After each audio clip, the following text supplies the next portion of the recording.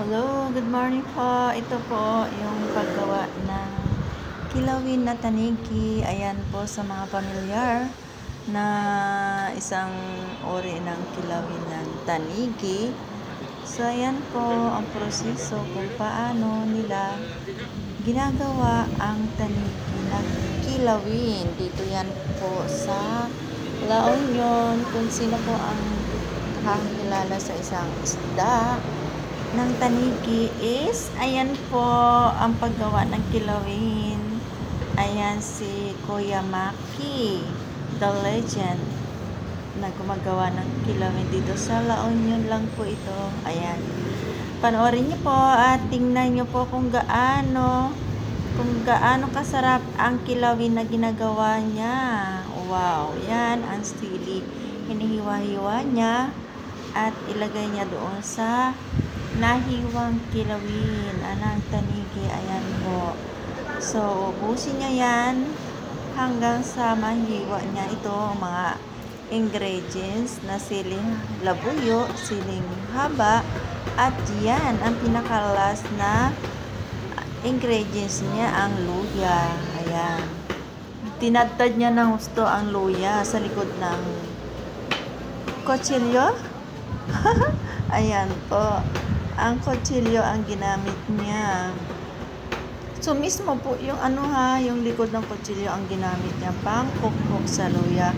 Para sa ganun ay talagang lalabas ang katas ng luya. Ayan. So, yummy talaga yan.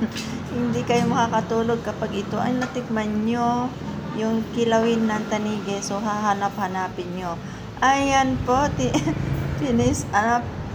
Piniga niya na po. In Bulinaw, pinuspos na yan sabaw ng katas ng luya. Ayan. Sa Tagalog, piniga niya na. Sorry, hindi ko pinakita sa inyo kung paano niya piniga. Ayan na po, proseso na para ilagay niya sa isang mga ayan, lagyan niya na asin. Asin lang po, masarap na.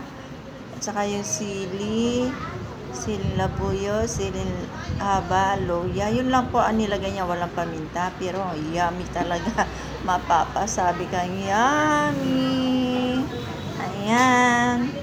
So, yan na. Imimix niya na at ayun, na-ready na po yung mga Tupperware na paglalagyan ng kilawin na tanigi. Ayan na po, magsisimula ng maglalagay. So, imimix niya na muna upang sa ganun yung mga ingredients ay manunuot ng husto sa kanya tanigi na isda. Ayan po.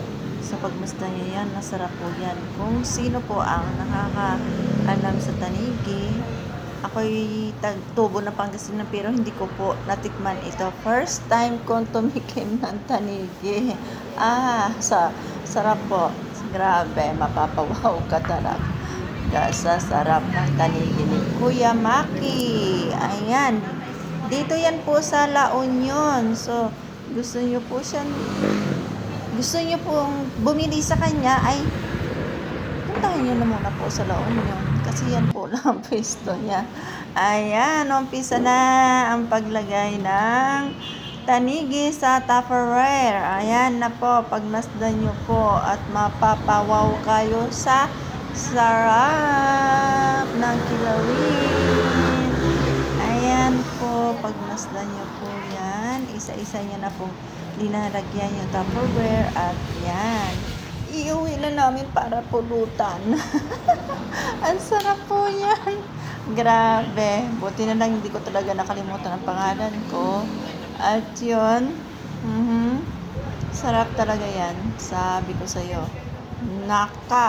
nakatatlo akong baso dyan. Alam niyo na. Ayan o. Sarap niyan. Ayan, tikman nyo po. My heart pa more. Ayan, ang finished product ng tanigi.